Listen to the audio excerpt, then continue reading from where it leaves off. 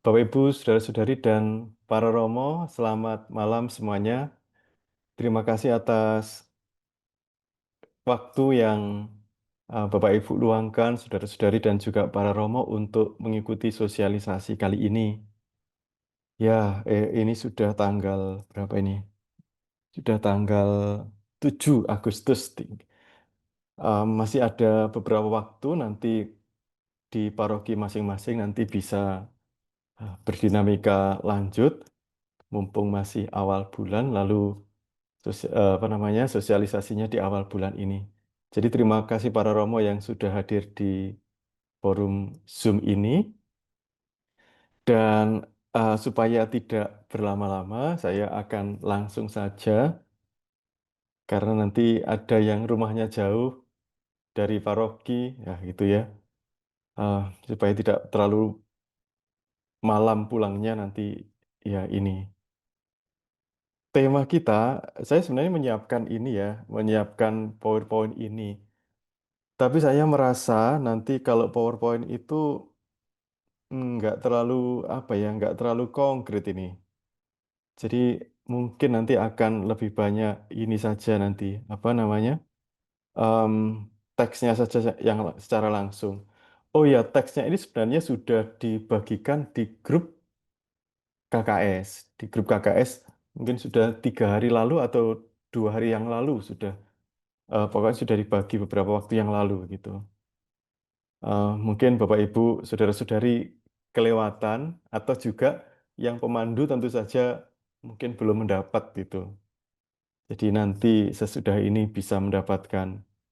Nah, tema kita itu adalah tentang ini ya, tentang imam, nabi, dan raja. Tema ini sesungguhnya ada kaitannya dengan BKSN, apa namanya, Ardas kita, Ardas Keuskupan Surabaya. Jadi imam, nabi, dan raja. Memperkuat Ardas lah atau mendalami Ardas lebih tepatnya mendalami Ardas yang tahun 2025 itu kan tema Ardasnya ini ya, fokus Ardasnya adalah mewujudkan Tritugas Kristus dalam hidup berparoki, karena tanda paroki yang berkembang itu adalah umatnya ambil bagian dalam peran sebagai imam, nabi, dan raja ini. Nah ini jadi memang kita mengikuti Ardas dan ini berbeda dengan bahan pendalaman BKSN di LBI, beda, tapi tidak apa-apa. Em, saya rasa saya akan ke teksnya saja secara langsung. Ini sebenarnya ada penjelasan-penjelasan yang semacam ini, tapi saya rasa saya ke teksnya saja secara langsung supaya nanti Bapak Ibu Saudara-saudari nanti punya gambaran teksnya itu seperti apa begitu. Nah, ini gambar teksnya ini semacam ini. Ini sudah di halaman ke berapa ini? Halaman ke-30 yang bahan pendalaman dewasa. Oh ya, pada waktu itu kami yang menyusun itu ada beberapa orang. Ada saya, nanti juga ada pertemuan, ada Bu Vera, ada em, siapa lagi? Pak Loren, dan ada juga Bu Siska yang menyusun bahan-bahan ini. Ini. Di pertemuan pertama, jadi kalau imam, nabi, dan raja. Oh ya, sebelum itu, sebenarnya gagasan tentang imam, nabi, dan raja itu kalau di APP itu saya rasa itu sumbernya dari Katekismus. Katekismus Gereja Katolik. Sedangkan untuk bulan Kitab Suci Nasional ini kita mencari sumber dari Alkitab itu sendiri. Imam, nabi, dan raja, Tritugas Kristus. Tetapi karena imam, nabi, dan raja itu sudah ada duluan di Perjanjian Lama, maka kita di pertemuan pertama, kedua, ketiga, itu nanti memang akan berbicara tentang imam, nabi, dan raja di Perjanjian Lama. Dan karena imam, nabi, dan raja di Perjanjian Lama itu juga cukup luas dan banyak, maka kita memilih teks tertentu yang bisa kita gunakan di BKSN kali ini. Sedangkan nanti di pertemuan yang keempat, itu baru kita meloncat ke Perjanjian Baru, mengarahkan pandangan kepada Tuhan Yesus, yang di sana itu disebut jalan kebenaran dan hidup. Nanti kita akan melihat kaitannya ini dengan imam, nabi, dan raja. Sebenarnya kalau Tuhan Yesus sendiri em, di dalam kesempatan-kesempatan itu juga disebut imam agung, misalnya di surat Ibrani, atau nabi nanti juga ada penjelasan di sana, atau raja juga ada ketika Yesus disalib, misalnya begitu. Em, tapi nanti kita, kalau itu teksnya kan terpisah-pisah. Jadi kita mencari satu teks yang satu yang menggambarkan Tuhan Yesus sebagai imam, nabi, dan raja. Baik, para Romo, Bapak, Ibu, Saudara-saudari, dan juga suster, em, mari kita langsung saja melihat pertemuan pertama supaya lebih konkret. Jadi pertemuan pertama ini nanti tujuannya itu membuka mata umat beriman bahwa kita bisa menjadi saluran berkat bagi orang lain. Mendorong umat beriman untuk mempersembahkan talenta, bakat, dan lain-lain. Untuk menjadi saluran berkat, umat beriman harus layak di hadapan Tuhan seperti imam dalam Perjanjian Lama. Gagasan pokok dari teks yang yang akan kita dalami ini adalah kurang lebih hanya seperti ini. Imam adalah pengantara antara Allah dan umatnya, Allah dan manusia. Di satu sisi, nanti imam itu membawa persembahan kepada Allah. Dan di sisi lain, imam itu nanti akan membawa berkat Allah kepada umatnya. Nah, untuk menjadi saluran berkat ini, imam harus dibebaskan dari dosa dan kesalahannya terlebih dahulu. Ini gagasan pokoknya cukup sederhana. Sedangkan untuk metodenya, kita menggunakan metode 7 langkah, karena metode yang sebelumnya ada banyak masukan untuk satu saja metodenya. Karena yang kemarin sebelumnya tahun 2024 itu kita menggunakan 4 metode dan dirasa kebanyakan. Bingung, pada bingung. Kita sekarang menggunakan metode yang familiar. Karena apapun metodenya, Bapak Ibu Saudara-saudari, nanti yang penting kita memang mendalami itu gitu. Metodenya apapun bisa digunakan. Nah, kita memakai metode 7 langkah ini. Nanti seperti biasa, ada apa ini? Ada tanda salib, ada salam, ada lagu. Kalau nanti ada lagu pembuka, pembuka juga boleh. Ada tanda salib, ada salam seperti biasa. Lalu di pertemuan pertama ini ada pengantar. Nanti untuk pengantarnya silahkan dilihat sendiri. Ini bisa dibaca atau juga bisa menggunakan kata-kata sendiri. Nah, metode 7 langkah seperti biasa, kita mulai dengan mengundang kehadiran Tuhan. Pemandu, nanti Bapak Ibu Saudara-saudari yang menjadi pemandu, nanti bisa mulai mengatakan, mari saudara-saudari kita mengundang kehadiran Tuhan dengan berdoa bersama, misalnya begitu. Sesudah pengantar ya. Sesudah pengantar ini baru doa pembukanya ada di sini. Lalu sesudah itu kita membaca teks kitab suci. Mengenai metode membacanya nanti diserahkan kepada pemandu masing-masing. Misalnya nanti bisa dibaca bergantian antara laki-laki dan perempuan atau ayat ayat-ayat genap untuk siapa, ayat-ayat ganjil untuk siapa, itu bisa dibacakan bergantian nanti. Jadi di sini nanti Pemandu meminta peserta untuk membacakan teks kitab suci. Peserta yang lain nanti bisa mendengarkan dengan suasana hening. Suasananya hening. Lalu sesudah suasana hening begitu nanti ada jeda sebentar. Lalu bisa mulai dengan membaca yang berikutnya. Satu kali lagi misalnya begitu. Nah, mari coba kita perhatikan yang di sini. Apakah mudah-mudahan kelihatan ya tulisannya di teks ini ya. Di sini itu ada bacaannya adalah Imamat 9 ayat 1 sampai 7 dilanjut ayat 22 sampai 24. Mungkin Bapak Ibu, saudara-saudari dan juga para Romo bertanya, kenapa kok itu ayatnya dipotong gitu? Ya, sebenarnya ayatnya cukup menyatu sebenarnya juga nggak apa-apa. Cuman kalau jadi satu itu sangat-sangat panjang gitu. 24 ayat sangat panjang.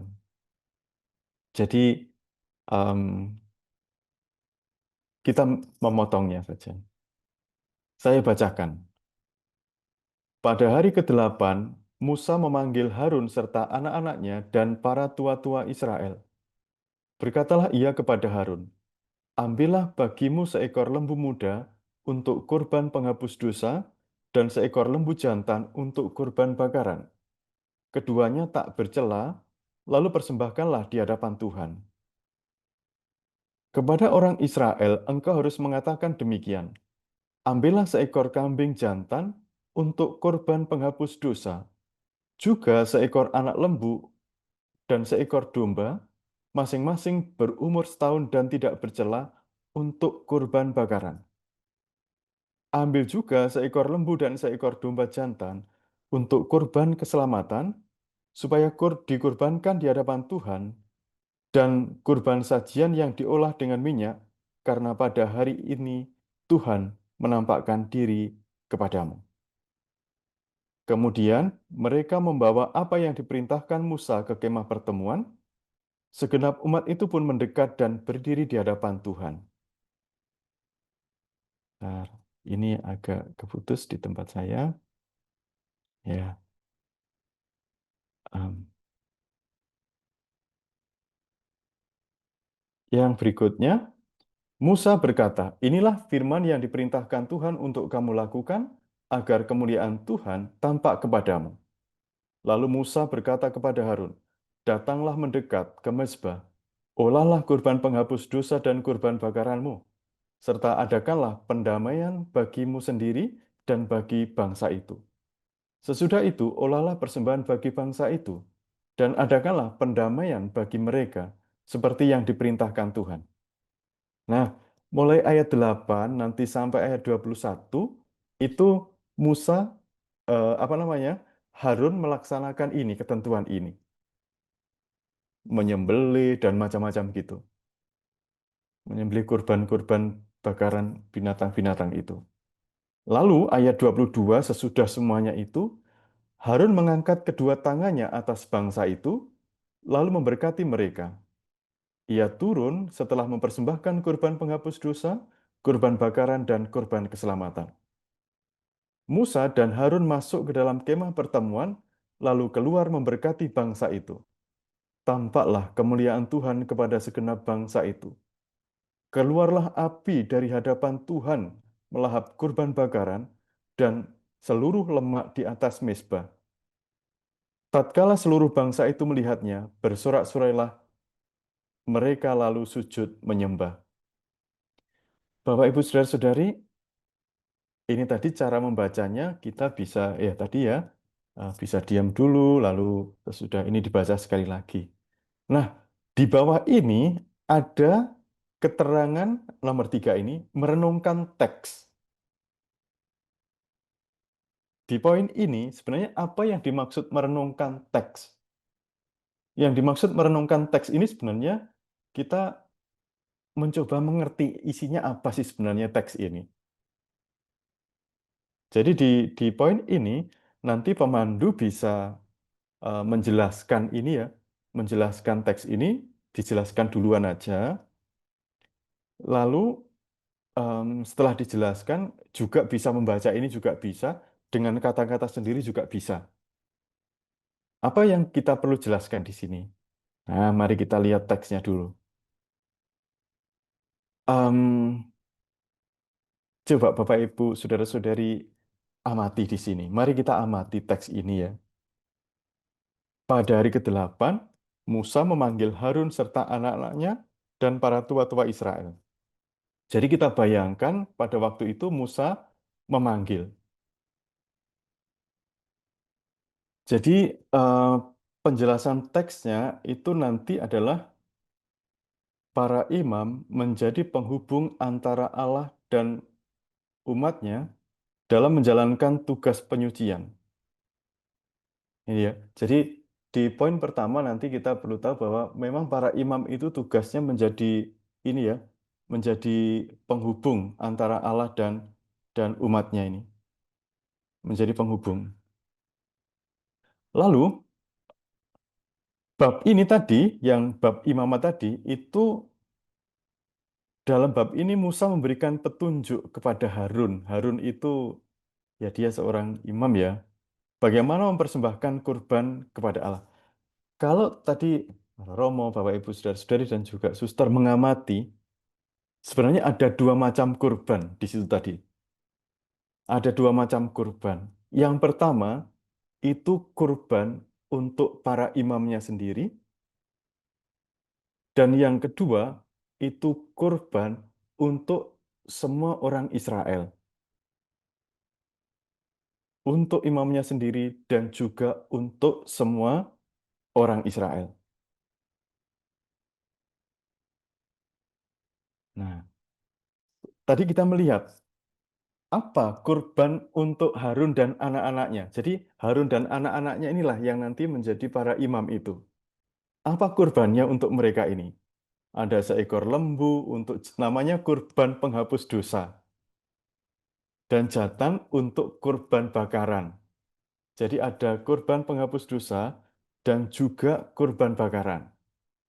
Ada dua jenis kurban itu. Lalu kenapa mereka kok kok harus menerima kurban dulu atau apa namanya mempersembahkan kurban duluan? Karena mereka memang harus dilayakkan dulu. Mereka itu adalah orang-orang yang berdosa, mereka itu juga bersalah dan macam-macamnya begitu. Mereka tidak tahir dalam kesempatan tertentu begitu. Mereka kadang najis begitu. Jadi mereka sendiri itu pertama-tama harus dikuduskan dulu, dilayakkan dulu sebelum mempersembahkan kurban untuk seluruh bangsa. Baru sesudah itu tadi kalau kita melihat teksnya itu ada kurban untuk orang Israel. Kurbannya apa? Sama, ada kurban penghapus dosa dan juga ada kurban bakaran. Tetapi untuk seluruh orang Israel nanti masih ada tambahan yang disebut kurban keselamatan dan kurban sajian. Nah, nanti coba diamati lagi ini di teksnya itu adanya di mana gitu ya, yang bunyinya seperti itu. Lalu sesudah itu masih ada lanjutannya tadi, eh, apa tujuan kurban-kurban ini? Apa tujuan kurban ini? Tadi dikatakan hari ini Tuhan akan eh, menampakkan kemuliaannya kepadamu begitu ya. Jadi memang tujuannya adalah agar kemuliaan Tuhan tampak kepadamu. Artinya apa sebenarnya? Artinya apa kemuliaan Tuhan tampak begitu? Bapak Ibu Saudara-saudari dan juga para Romo, sebenarnya ide besarnya, gagasan besarnya, Tuhan itu adalah Allah yang Maha Suci. Dan tidak ada satupun yang dapat bertahan di dekat Tuhan.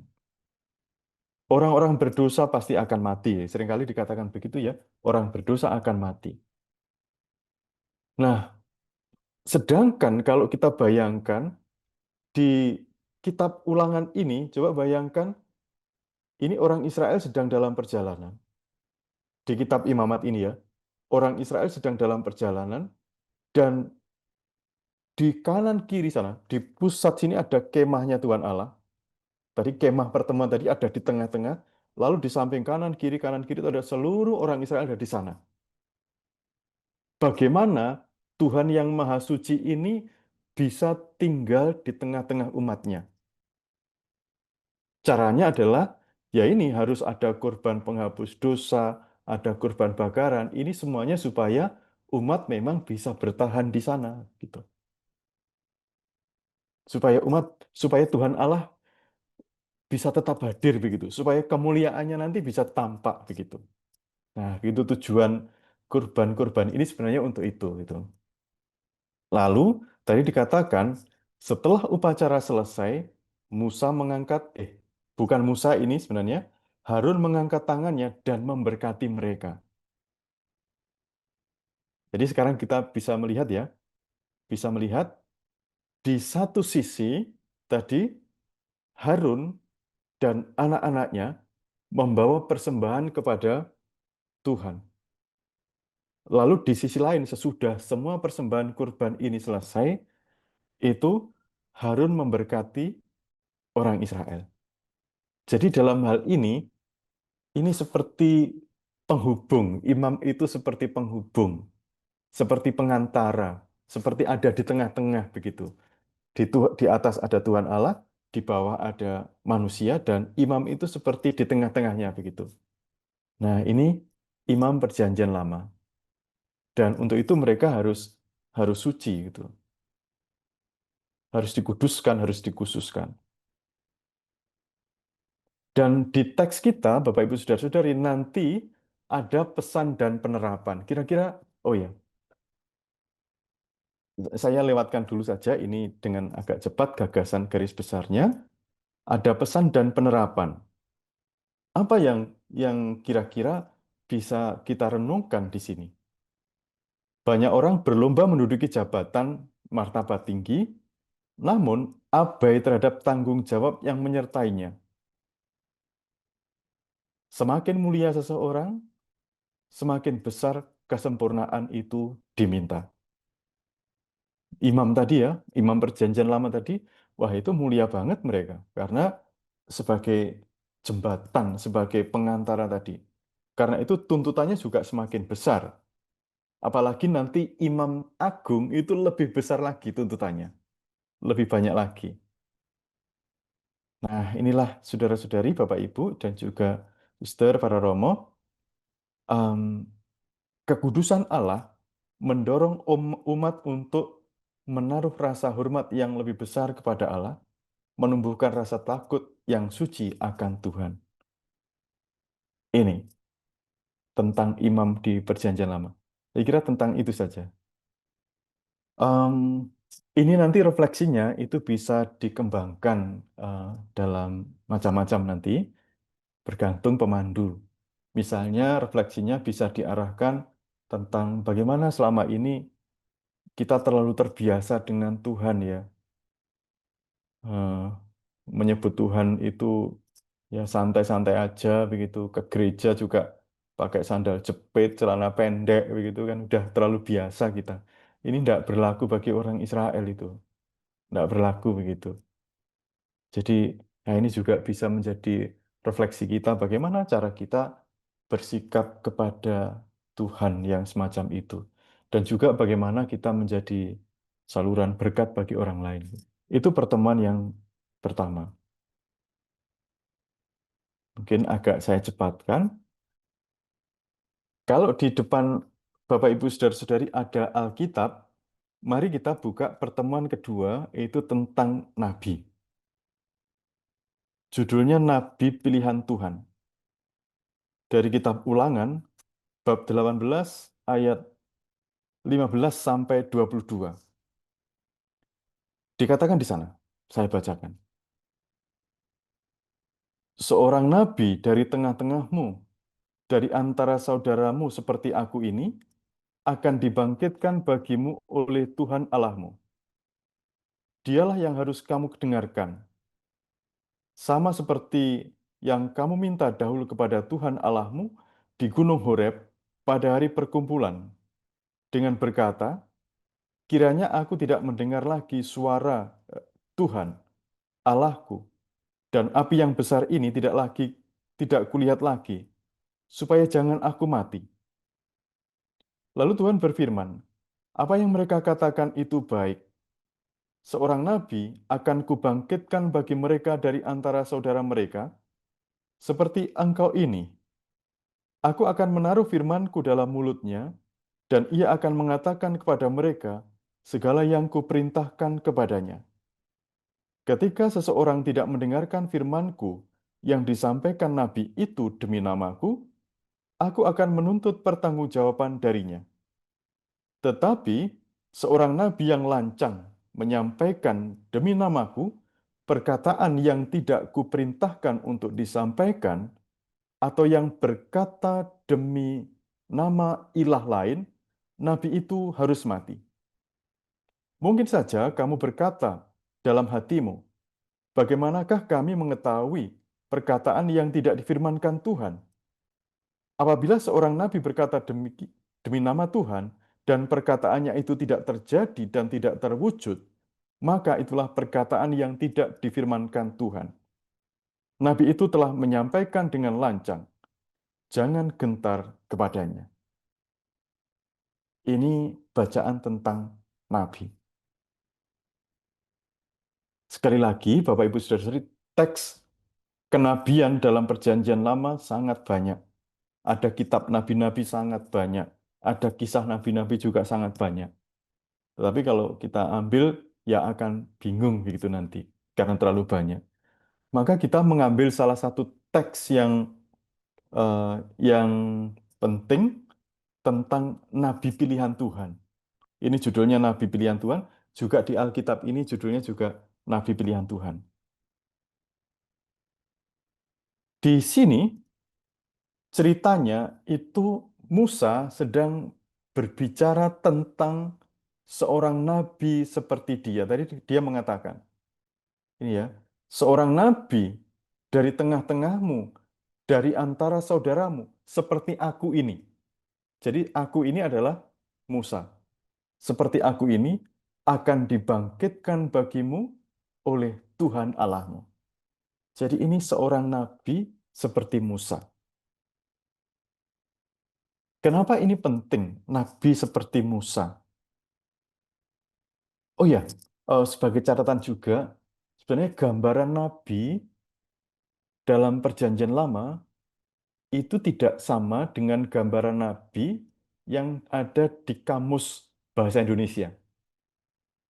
Kalau dalam kamus bahasa Indonesia, mungkin nabi itu adalah seorang yang diutus Tuhan menyampaikan kitab suci kepada umat tertentu begitu. Tapi nabi dalam Perjanjian Lama bukan nabi yang semacam itu. Yang disebut nabi dalam Perjanjian Lama itu adalah orang yang menjadi pengantara, atau orang yang menjadi istilahnya, kasarannya kalau zaman sekarang mudahnya itu menjadi juru bicaranya Tuhan Allah begitu. Orang yang menjadi juru bicara Tuhan. Dan secara lebih khusus tentang Musa ini menjadi lebih jelas lagi Bapak Ibu Saudara-saudari. Kenapa? Kenapa dia menjadi juru bicara Tuhan dan ini menjadi lebih jelas? Tadi di sini disebutkan tentang Gunung Horeb. Apa yang terjadi di Gunung Horeb? Tadi di sini disebutkan tentang Gunung Horeb. Di Gunung Horeb itu, orang-orang Israel itu ketakutan mendengarkan suara Tuhan. Karena suaranya terlalu menggelegar, terlalu luar biasa, dan juga nanti disertai kilat, asap tebal, macam-macam gitu. Jadi itu sangat menakutkan bagi orang-orang Israel di dalam perjalanan di padang gurun itu. Lalu karena begitu menakutkan, di Gunung Horeb ini nanti hanya Musa saja yang akan naik begitu. Yang akan naik ke atas gunung, Gunung Sinai, dan di sana nanti Musa akan mendengarkan Tuhan berbicara kepadanya untuk disampaikan kepada umatnya. Jadi dalam hal inilah nanti nabi seperti Musa ini, dia hanya menyampaikan kata-kata yang diperintahkan Allah. Hanya menyampaikan kata-kata yang diperintahkan Allah. Dan karena itu tadi dikatakan untuk nabi yang semacam ini, kamu harus mendengarkan dia. Tetapi kalau nabinya ini, kalau nabinya ini lancang tadi ya, nabinya lancang, ini ya tidak perlu didengarkan ini. Bahkan dikatakan di sana, dia harus mati, begitu. Nabi yang lancang, jadi nabi yang lancang itu nabi yang ngomongnya menyampaikan sesuatu dari Tuhan Allah, tetapi sebenarnya tidak, gitu. Bukan dari Tuhan, tetapi dari dirinya sendiri atau dari ilah-ilah yang lain, begitu. Nah, gitu. Jadi ini disebut nabi palsu, gitu. Dan di pertemuan kedua ini, Bapak Ibu Saudara-saudari dan juga para Romo, sebenarnya idenya masih mirip dengan yang pertama. Kalau yang pertama tadi seorang imam itu dia menjadi pengantara dalam hal apa tadi? Persembahan kurban bakaran dan juga berkat. Kalau di nabi eh, di pertemuan yang kedua ini dia tetap menjadi pengantara, tetapi sekarang dia menjadi pengantara firman Tuhan, menjadi penyambung lidah, atau menjadi juru bicara tadi ya, menjadi juru bicara tadi. Jadi perannya ya tetap mirip-mirip menjadi menjadi juru bicara. Dan bisa dibayangkan bahwa seorang nabi yang semacam ini, yang menjadi juru bicara Tuhan itu, kita bisa membayangkan ya, dia tidak akan bisa berkata-kata, nabi yang sejati, kalau dia tidak mendengarkan dulu apa yang dikatakan Tuhan. Dia namanya nabi sejati. Dia tidak berkata-kata kalau tidak mendengarkan dulu apa yang dikatakan Tuhan. Lalu apa yang bisa kita renungkan di sini? Pada zaman sekarang, nabi zaman sekarang ini adalah orang-orang yang hidupnya itu benar-benar dijiwai firman Tuhan. Biasanya orang-orang yang dijiwai firman Tuhan itu kata-katanya benar. Orang tidak bisa membantah itu. Tidak bisa membantah biasanya. Dan orang semacam ini, orang yang benar-benar dijiwai oleh firman Tuhan, itu tidak ikut-ikutan terbawa arus orang ke sana, ikut ke sana, orang ke sini, ikut ke sini. Kalau orang dijiwai firman Tuhan seperti Nabi dalam Perjanjian Lama, dia berani berdiri sendirian gitu. Orang pada zaman kita itu kadang ada orang yang ini membuat tidak merasa tentram begitu. Ini kalau ada orang ini rasanya terganggu terus itu. Dalam artian kalau saya suka serong sana, serong sini, kalau ketemu orang ini rasanya ini terganggu itu rasanya begitu. Dan tentu saja ini juga sama seperti Nabi Perjanjian Lama tadi, firman Tuhan mendapat tempat pertama dalam hidup mereka. Firman Tuhan mendapat tempat pertama. Lalu, nah, tadi juga dikatakan tentang nabi palsu. Ini mengingatkan juga bagi kita untuk awas, awas mendengarkan di kanan kiri kita ini. Begitu banyak orang yang berbicara sampai kita ini bingung ini mana yang benar, mana yang salah gitu. Ada orang yang mengaku-ngaku sebagai pelayan Tuhan atau apa begitu, tetapi nanti dia berbicara karena kepentingannya sendiri gitu. Kepentingannya sendiri karena uang, motivasi uang misalnya, motivasi uang. Itu dan kalau nabi palsu itu nanti akan ada kecenderungan untuk menyenangkan orang begitu. Menyenangkan orang supaya diterima terus-terusan begitu. Kalau nabi sejati tidak seperti itu. Dia menyampaikan sesuatu yang memang berasal dari Tuhan. Itu tentang nabi, pertemuan yang kedua. Pertemuan yang ketiga, judulnya Hati Seorang Raja. Nah, hati seorang raja. Di imam sudah, nabi sudah, sekarang raja. Di bab 17 ayat 14 sampai 20. 14 sampai 20. Saya bacakan. Apabila engkau masuk ke negeri yang diberikan kepadamu oleh Tuhan Allahmu dan mendudukinya serta tinggal di sana, kemudian engkau berkata, Aku mau mengangkat raja atasku, seperti segala bangsa di sekelilingku. Maka hanya raja yang dipilih Tuhan Allahmu yang boleh kau angkat atasmu. Dari antara saudaramu lah harus kau angkat raja atasmu. Tetapi engkau tidak boleh mengangkat atasmu orang asing yang bukan saudaramu. Hanya saja, janganlah raja itu memperbanyak jumlah kudanya, dan janganlah ia membawa bangsa ini kembali ke Mesir untuk mendapat banyak kuda. Sebab Tuhan telah berfirman kepadamu, jangan sekali-kali kamu kembali melalui jalan ini lagi. Jangan ia memperbanyak jumlah istrinya, supaya jangan hatinya menyimpang. Jangan pula ia terlalu memperbanyak jumlah emas dan peraknya.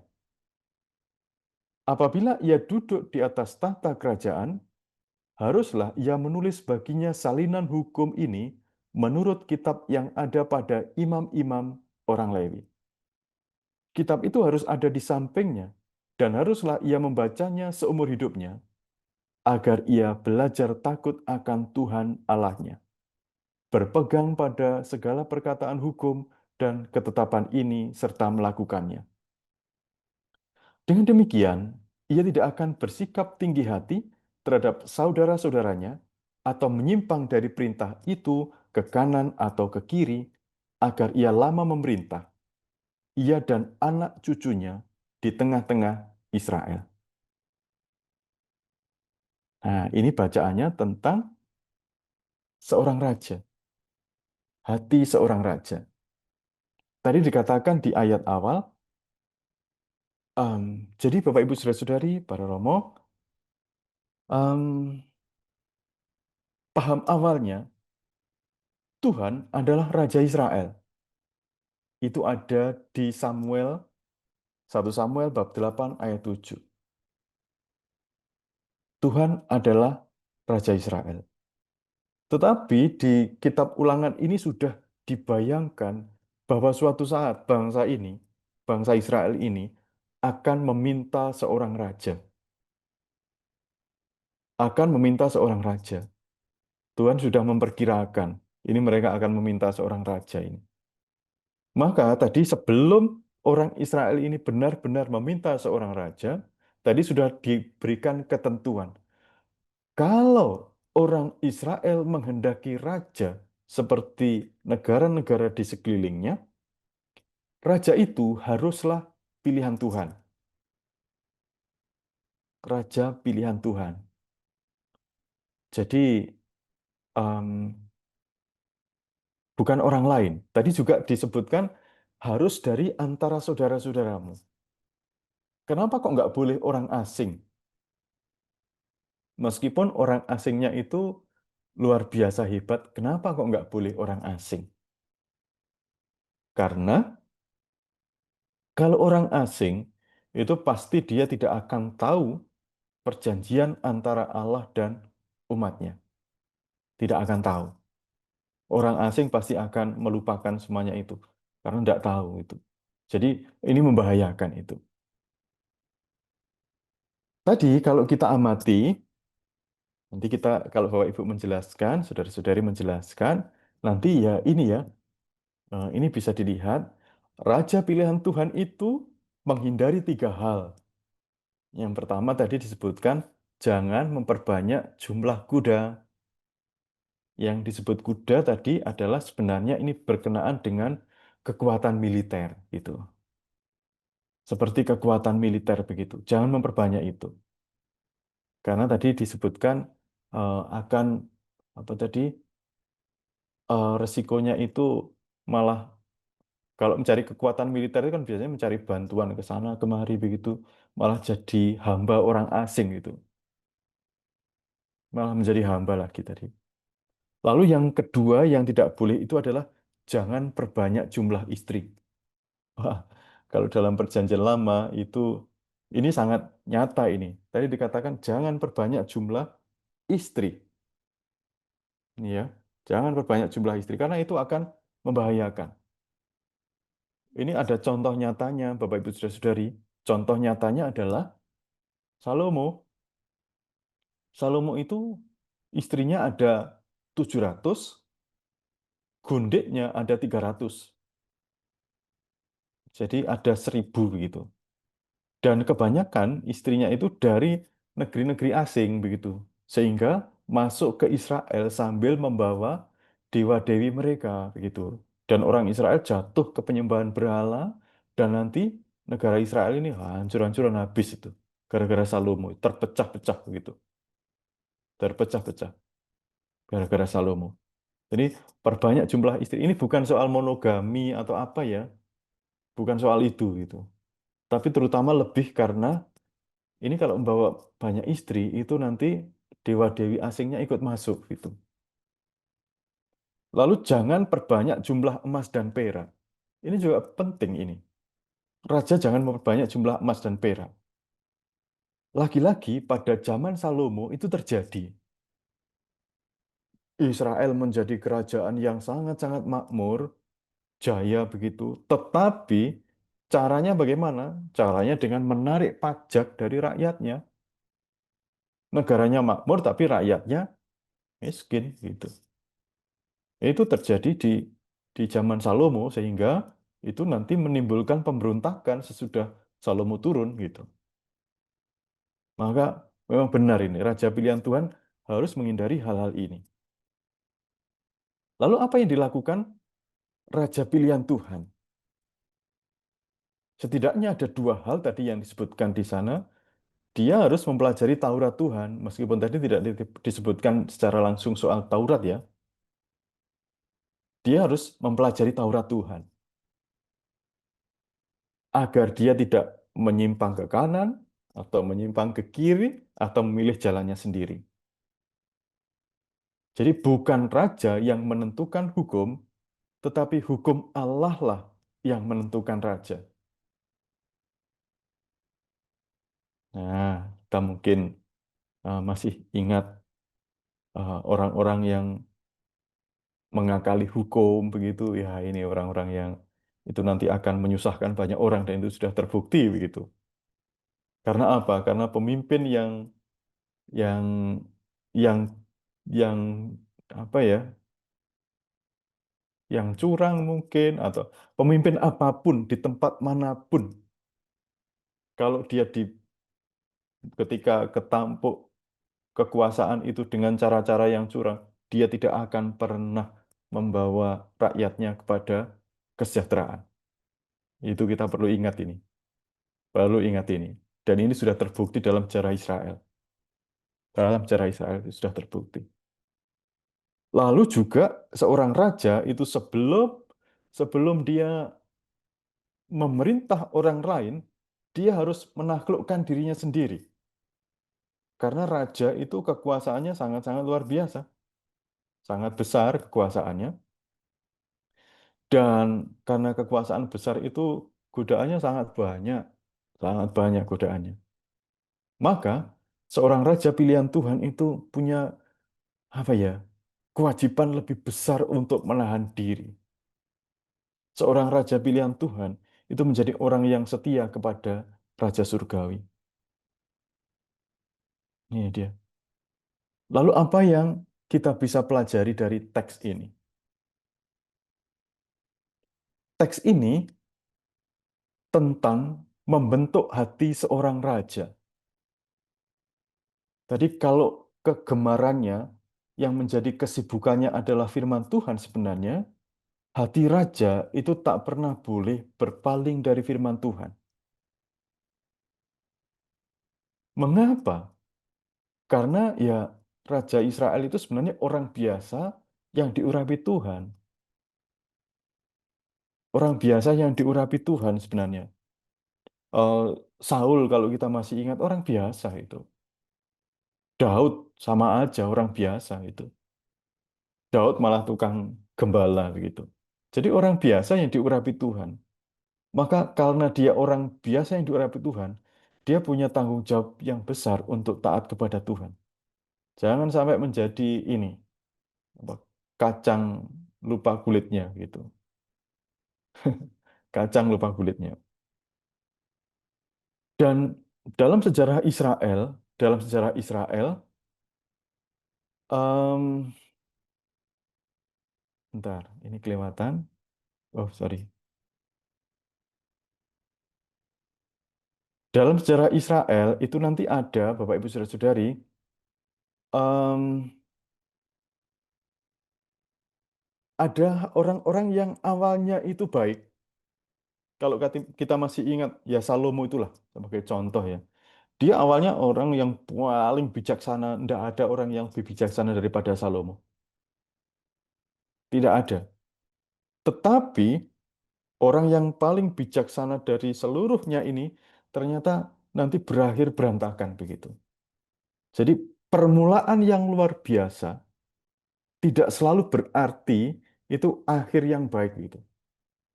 Awalnya baik, tapi nanti belakangan itu belum tentu dia akan baik gitu. Seorang raja yang atau seorang pemimpin itu belum tentu begitu. Ya, kita mungkin punya pengalaman ya.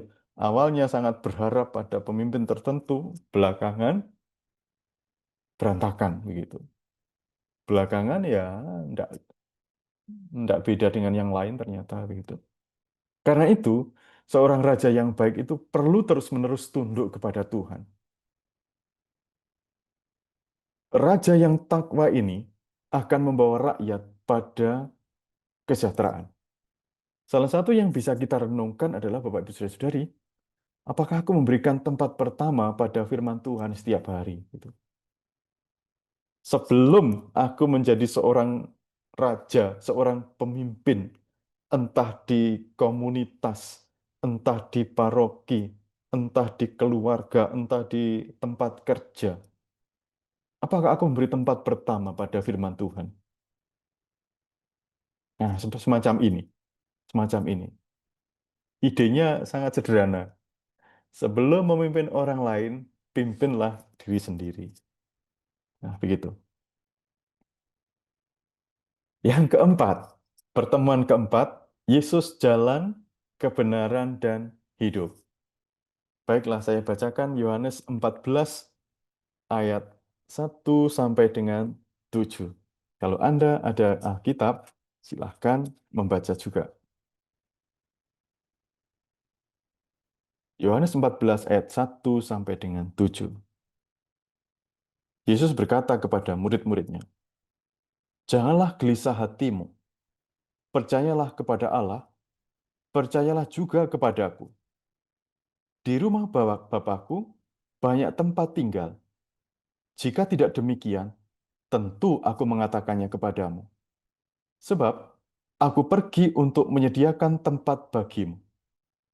Apabila aku telah pergi dan menyediakan tempat bagimu, aku akan datang kembali dan membawa kamu ke tempatku, supaya di tempat aku berada, kamu pun berada. Kemana aku pergi, kamu tahu jalannya." Kata Thomas kepadanya, "Tuhan, kami tidak tahu kemana engkau pergi. Jadi bagaimana kami tahu jalannya?" Kata Yesus kepadanya, "Akulah jalan, kebenaran, dan hidup. Tidak seorang pun datang kepada Bapa kalau tidak melalui aku. Jika kamu mengenal aku, kamu mengenal Bapakku. Sekarang ini kamu mengenal Dia, dan kamu telah melihat Dia." Nah, ini teks yang sudah sangat terkenal, kita sudah biasa mendengarkannya, tetapi mari coba kita merenung dan mengaitkannya ini dengan eh, ardas imam, nabi, dan raja itu. Tadi dikatakan di ayat pertama, jangan gelisah hatimu. Mengapa para murid kok gelisah? Karena tadi dikatakan, ke tempat aku pergi, engkau tidak dapat mengikuti aku. Jadi bayangkan Bapak Ibu Saudara-saudari, rasul-rasul itu Petrus, Yakobus, Yohanes itu pernah berkata kepada Yesus, kami telah meninggalkan segala sesuatu dan mengikuti engkau. Mereka ini sudah meninggalkan segala sesuatu untuk ikut Yesus sebenarnya. Tetapi sekarang Yesus mengatakan, ke tempat aku pergi, engkau tidak dapat mengikuti aku. Gimana sih ini Yesus ini? Bukankah ini membuat murid-murid gelisah ini sebenarnya? Iya, membuat murid-murid gelisah ini. Jadi, em, ke tempat aku pergi, engkau tidak dapat mengikuti aku. Tetapi kemudian Yesus mengatakan, em, kemana aku pergi? Kamu tahu jalannya. Bayangkan Bapak Ibu Saudara-saudari, di ayat sebelumnya Tuhan Yesus itu mengatakan, ke tempat aku pergi, engkau tidak dapat mengikuti aku. Lalu tiba-tiba Yesus di ayat berikutnya mengatakan, kemana aku pergi, kamu tahu jalannya. Gitu. Katanya tidak dapat mengikuti, sekarang kok tahu jalannya. Gitu. Nah ini sangat membingungkan Thomas. Maka tadi Thomas bertanya, nah, bagaimana kami tahu kemana engkau pergi? Gitu. Nah gitu kan, tadi Thomas bingung kan? Gitu. Thomas bertanya tadi. Maka Tuhan berkata, akulah jalan, kebenaran, dan hidup. Akulah jalan, kebenaran, dan hidup. Ini menarik untuk direnungkan nanti. em, Yesus itu tidak mengatakan aku akan menunjukkan jalan gitu. Tidak akan dia tidak mengatakan tenang nanti akan aku tunjukkan jalannya gitu. Lewat sana, lewat sini, lewat situ. Ternyata tidak. Tapi dia mengatakan akulah jalan. Yesus juga tidak mengatakan aku akan mengajarkan kebenaran semuanya kepadamu itu. Tenang saja nanti tipsnya akan aku sampaikan kepadamu. Tetapi tidak. Yesus mengatakan akulah kebenaran. Tuhan Yesus juga tidak mengatakan kepada murid-muridnya, oh aku akan menunjukkan kepadamu cara untuk memperoleh hidup yang kekal. Begitu. Tidak, Yesus tidak mengatakan begitu. Tapi dia mengatakan, akulah hidup. Akulah hidup. Jadi, ini tentang bagaimana datang kepada Bapa, bagaimana datang ke tempat di mana Tuhan Yesus berada begitu. Nah, dari sinilah Bapak Ibu Saudari, kita akan ingat jalan itu adalah penghubung. Jadi kita masih ingat penghubung tadi kan peran imam, ya. Imam tadi penghubung antara Tuhan dan umatnya, Tuhan dan umatnya, penghubung. Lalu masih ingat tadi Nabi di Perjanjian Lama, dia hanya menyampaikan apa yang dikatakan Tuhan kepada umatnya.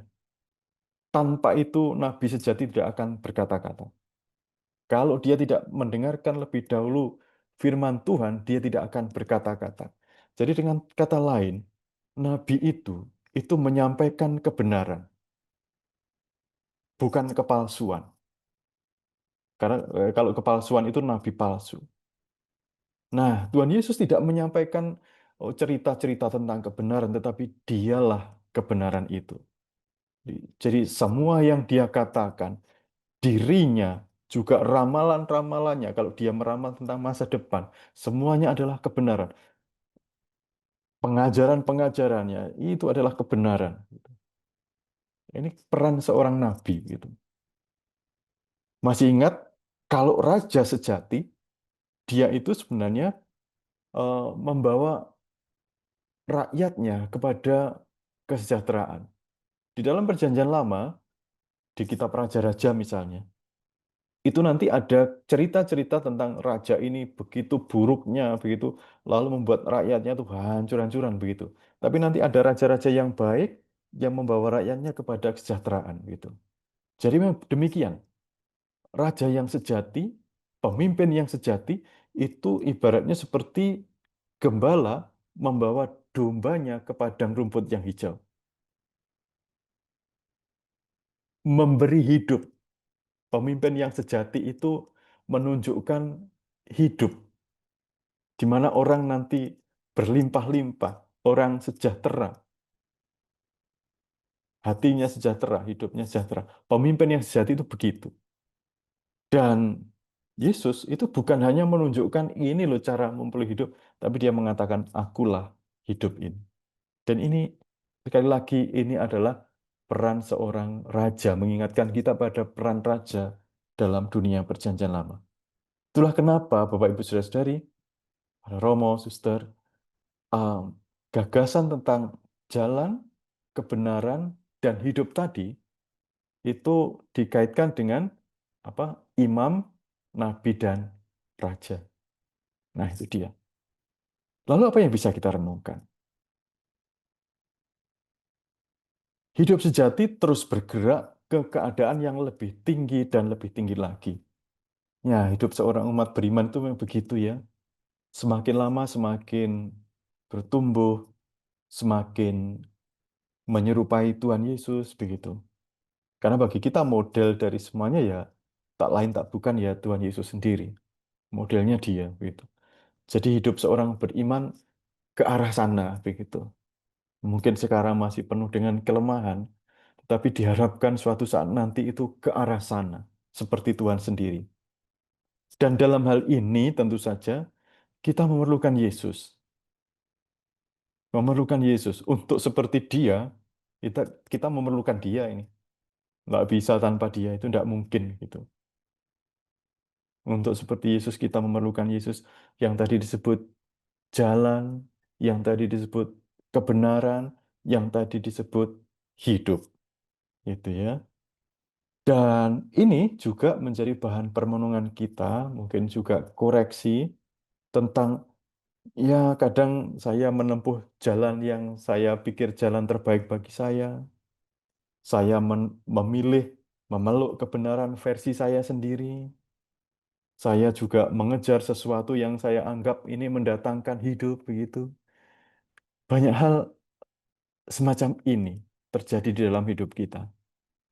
Maka hari ini di pertemuan yang keempat itu nanti kita diajak juga untuk merenungkan ini. Itu kira-kira Bapak Ibu Saudari pas 1 jam tentang itu tadi. Nah, saya ingin melihat satu dua hal dulu. Em, ini ya, yang tadi nanti meskipun kecil nggak apa-apa sekarang. Tadi yang paling penting sudah kita lewati. Em, Beberapa hal praktis. Nanti di sana yang warna-warna merah itu nanti bisa menjadi patokan Bapak Ibu Saudara-saudari juga dalam hal merenung nanti ya.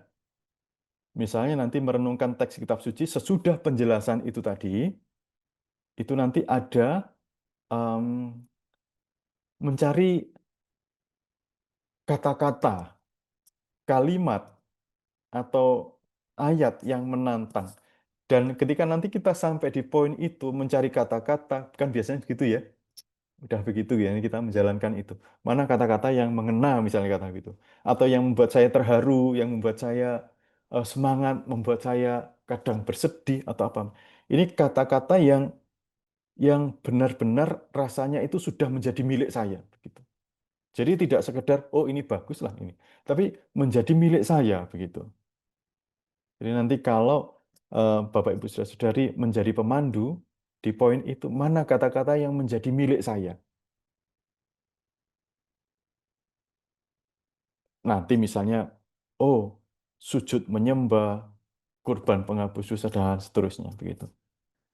Lalu, sesudah, jadi sesudah penjelasan tadi, mana kata-kata yang menjadi milik saya begitu. Lalu sesudah itu ada nomor 4 itu mendengarkan Tuhan berbicara kepada kita. Mengapa tadi kata-kata itu kok kena ke saya gitu? Apakah misalnya, apakah memang nanti pertanyaan-pertanyaan ini hanya panduan, nanti bisa kalau Bapak Ibu Saudari merasa ada pertanyaan yang lain perlu dimasukkan, dipersilahkan untuk ini ya. Sesudah itu ada sharing. Nah, untuk sharing ini, kalau memang umatnya yang datang banyak, itu ya satu, dua, tiga orang begitu saja. Tidak perlu semuanya untuk sharing. Karena kalau sharing semuanya nanti kelamaan. Ya seperti kita tahu, kalau sharing nanti tidak menggunakan kata kita atau kami, tapi saya gitu. Lalu di poin 6 ini ada penegasan pesan teks kitab suci.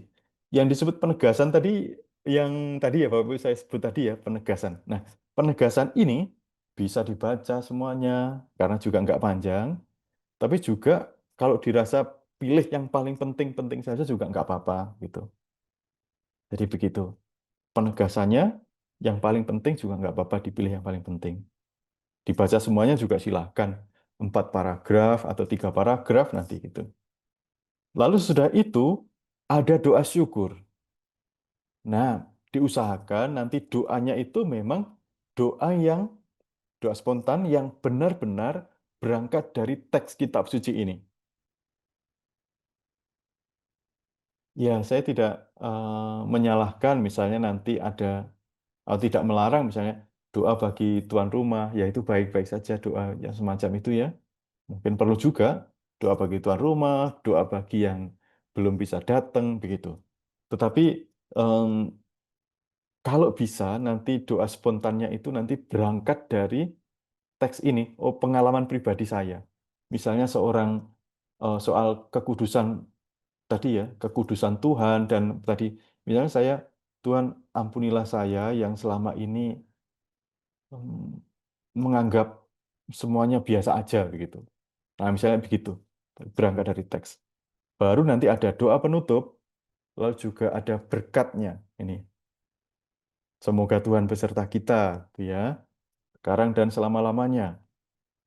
Semoga Allah yang Maha Kuasa memberkati kita semuanya dalam nama Bapa dan Putra dan Roh Kudus, ya, gitu. Lalu ditutup dengan lagu penutup. Nah, sekali lagi, satu hal lagi, waktunya itu diusahakan nggak terlalu panjang. Ya, 60 menitan lah ya. 60 menit.